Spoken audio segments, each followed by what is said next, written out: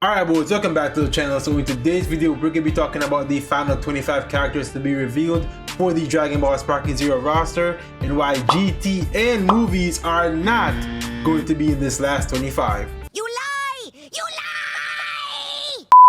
So with that said, let's jump into the video. Alright boys, so after the Dragon Ball Sparking Zero Majin Buu Saga trailer, we now have confirmation that there's going to be 25 characters left to be revealed for the roster. And there's been a lot, and I mean a lot, of predictions around social media, on Reddit, Twitter, Facebook, about who's going to be in this last 25, who's going to get cut, who's going to make it in, and all sorts of things, right? Now, looking at the current roster, it's obvious that we are missing some Dragon Ball Super characters, specifically the Universe 6 characters. We're missing Kaba, we're missing Frost, we're missing Botamo, and characters like that. So here's who I think is gonna make it from Dragon Ball Super in this last 25. So obviously we have Kaba Super Saiyan or Super Saiyan 2. I don't think Kaba is gonna be getting both because Caulifla doesn't have both, right? She only has one. So I don't see why they would give Kaba Super Saiyan and Super Saiyan 2 when Caulifla, she doesn't have that. Next up, we got Champa and Vado, simply because Beerus and Whis are in the game, so I think it'd be cool to have the opposites, Champa and Vado, in the game as well. I mean, just makes sense, right? Like, that's the whole point. Next up, we got Frost and Frost's final form. I don't think that we're gonna be getting all of the Frost transformations. Like, there's no way that they're gonna give Frost like 4 slots. Hell no, he's getting 2 max, and that's pushing it. So I think he's only gonna be getting his base form and his final form, and that's just gonna be it for him.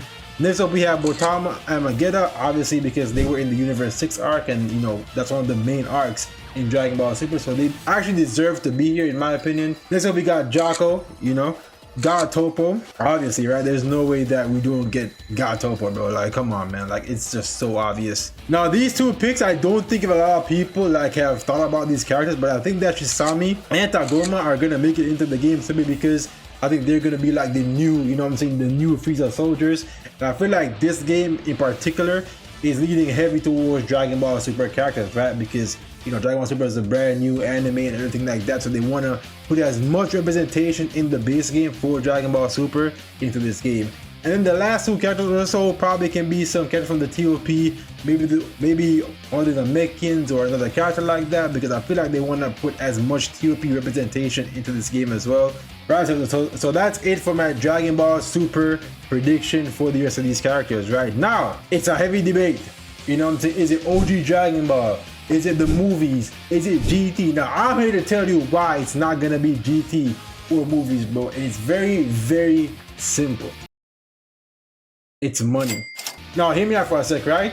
Which DLC do you guys think is gonna make them more money? OG Dragon Ball or GT? Now, which DLC is gonna make them more money? OG Dragon Ball or the movies?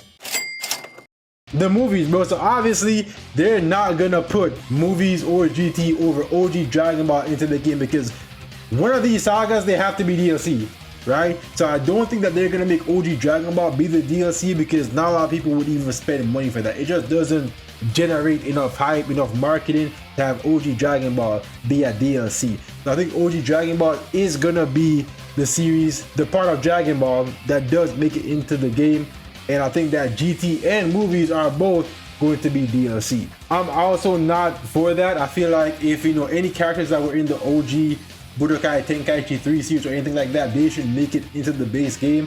But obviously we're in the whole gaming meta of DLC, microtransactions, stuff like that, right? So I mean, I do feel for GT fans and movie fans because I don't think that they're gonna make it into the base game. However, I do think that they're gonna cook with the DLC for them, right? So at the very least, they are gonna make it in, but just not in the base roster.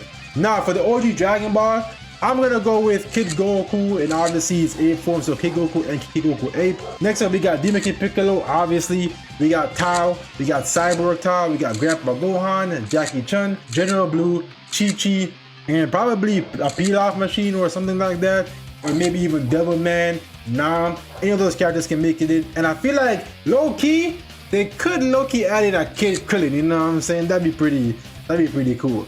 But I feel like it's definitely going to be OG Dragon Ball and Super to make up these last 25 characters.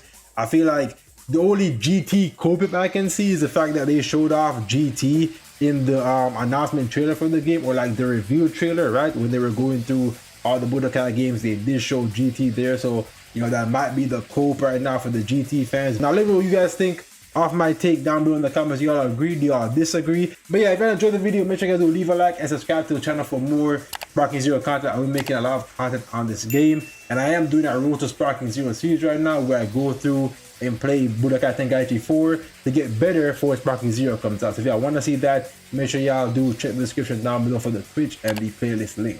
With that said, this is ZVG, and I'll catch you guys next time. Peace out, and one love, boys. ZVG out.